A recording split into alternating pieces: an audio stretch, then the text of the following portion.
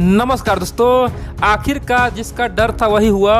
पूरे दुनिया जानता है कि पुर्तगाल पिछले 70 साल से भारत का दोस्तों हर मंच पे केवल विरोध किया। बड़ी बात तो यह है कि जब से पुर्तगालियों को भारत ने खासतौर पे गोवा से भगाया दोस्तों, तभी से पुर्तगाल भारत के लिए नफरत पाल रहा था। और उसी पुर्तगाल ने भारत के लिए बहुत बड़ा बयान दिया है, चीन का औकात दिखा दिया, अमेरिका का औकात दिखा दिया है, पूरे दुनिया में हरकम मचा दिया, बता दिया है कि भारत आज कितना आगे है। दोस्तों भारत के लिए जो कहा है ना, आपको जान के यकीन नहीं होगा कि आखिरकार पुर्तगाल ऐसा कह सकता है, क्योंकि दोस्तों उन्होंने यहाँ तक कह दिया कि भारत तो मेरा भाई जैसा है। दोस्तों बहुत कुछ कहा है, आप लोग को मैं एक एक पॉइंट बताऊंगा और आप लोगों को जान के गर्व होगा आखिरकार हमारा भारत आज कितना आगे निकल चुका है। जो कल तक भारत पे हंसता था वो भारत को आज महाशक्ति किया, भारत को आने वाले समय में सुपर पावर से भी बड़ा यानी कि विश्वगुरु मान रहा है। उनका मानना है कि फ्यूचर में भारत ही पूरी दुनिया का नेतृत्व करेगा, वही पूरी दुनिया में शांति कायम कर सकता है, बाकी सब तो केवल लड़वाने के लिए आया है। तो चलिए हम लोग शुरू जानते हैं आखिरकार हुआ क्या है। दोस्तों आप जानते हैं आज से 132 साल पहले पूरे दुनिया ने एक बहुत बड़ा संस्था बनाया जो अपने आप में बेहद ही महत्वपूर्ण है, खासतौर पे यूएन से ही बड़ा है। दोस्तों यूएन का भी बाप है, कह सकते हैं कि यूएन तो अब बना है 1945 में, उससे पहले यानी कि 1889 में, यानी कि आज से 132 साल पहले दोस्तों वो संस्था बनाया गया था, जिसका नाम है अंतर्राष्ट्रीय संसदीय संस्था। अंतर्राष्ट्रीय संसदीय संस्था यानी कि उसका केवल एक ही मकसद था, पूरे दुनिया में लोकतंत्र बचाना, लोकतंत्र फैलाना और लोकतंत्र के लिए कुछ भी करना। दोस्तों उस संस्था में आज कम से कम 189 देश है। सिंपल सी बात है दोस्तों, 189 देश है और बहुत ही पुराना है, उसका सिक्का चलता है और अपने आप में यूएन से भी तगड़ा और खतरनाक है। दोस्तों बड़ी बात तो यह है कि उसी संस्था के जो अध्यक्ष है यानी कि आईपीयू का जो अध्यक्ष है वो अभी भारत का दौरा किया। बड़ी बात तो यह है दोस्तों, ये जो अध्यक्ष है ना वर्तमान में पुर्तगाल के सांसद है। समझ गए बात दोस्तों, पुर्तगाल में सांसद भी है और आईपीयू यानी कि अंतर्राष्ट्रीय संसदीय जो संगठन है उसका अध्यक्ष है। दोस्तों उन्होंने भारत का दौरा किया और बड़ी बात तो यह उन्होंने सबसे पहले जो बयान दिया है ना, आप लोग को जान के रोंगटे खड़े हो जाएंगे भाई, आखिरकार भारत के लिए इतना प्यार आखिरकार पुर्तगालियों में कैसे है। दोस्तों पुर्तगाल ने यहाँ तक कहा कि देखो भैया, वर्तमान में आज दुनिया के तमाम देश अपने अतीत को देख के, अपने भूतकाल को देख के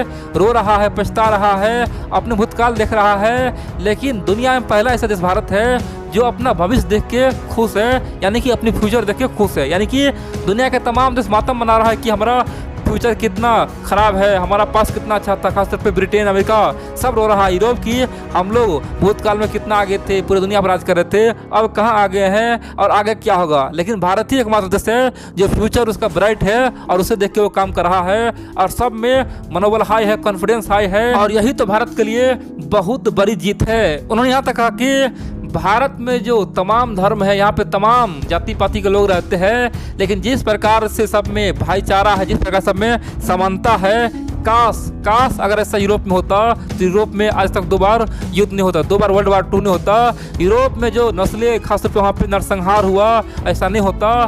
दुनिया को भारत सीखना चाहिए कि किस प्रकार यहाँ पे तमाम धर्मों का रक्षा किया जाता है, यहाँ पे तमाम लोग खुश है और किस प्रकार से यहाँ पे अनेकों प्रकार का बोलिया है, अनेकों जाति का लोग है, लेकिन सब बिंदास है। ये भारत दुनिया के लिए एक बहुत बड़ा एग्जाम्पल है और उस भारत से सबको सीखना चाहिए। जो यूरोप बोलता है कि अपने आप को हम बहुत तरक्कीशील देश है, वो तो कहीं का नहीं है, वो तो ख़त्म है, उसका कोई नीति नहीं है, कोई नियम नहीं है, सब भारत से आके सीखे। दोस्तों उन्होंने एक ही बार से कहा कि दुनिया आज भारत के सामने में नतमस्तक हो जाए।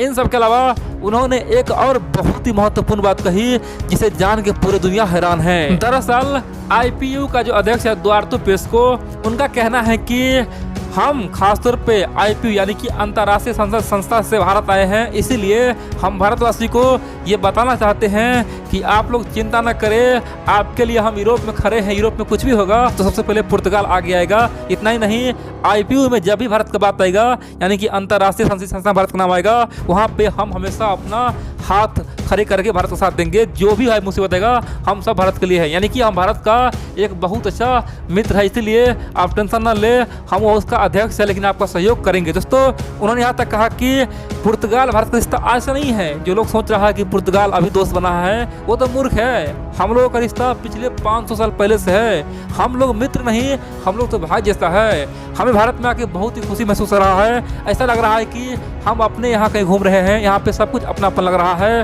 और भारत से जो हमारा 500 साल पहले का प्यार है वो अभी भी ऐसे ही बरकरार है, भारत को हम भाई जैसा मानते हैं। इन सब के अलावा उन्होंने कहा कि वर्तमान में दुनिया में कुछ देश आज राक्षस बन चुका है, खासतौर पर चाइना के बारे में दोस्तों बोला। उनका कहना है कि वर्तमान में केवल अपने फायदा के लिए सबको धोखा देता है, सबको जाल में फंसाता है और आने वाले समय में वो देश तरफ तरफ के मरेगा।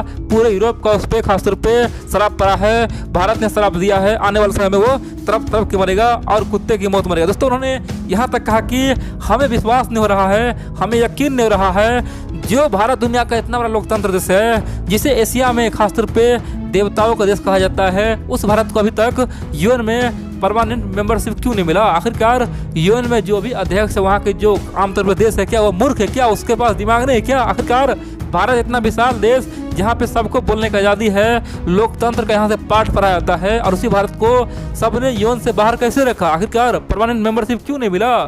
चुटपुटिया देश को मिल गया जिसके पास कुछ नहीं है, और जो देश खतरनाक है, आम लोग पे अत्याचार करता है, खासतौर पर चाइना, उसे मिल गया, लेकिन भारत को नहीं मिला। ये तो भाई नाइंसाफी हुआ है। आप दोस्तों पूछेंगे ये जो अंतर्राष्ट्रीय संसद संघ का जो अध्यक्ष है दुआर्ते पेस्को, आखिरकार उन्होंने भारत के बहुत कुछ कहा, ये तो अपने आप में बड़ी बात है। आखिरकार उसने ऐसा कहा क्यों, क्या कारण है।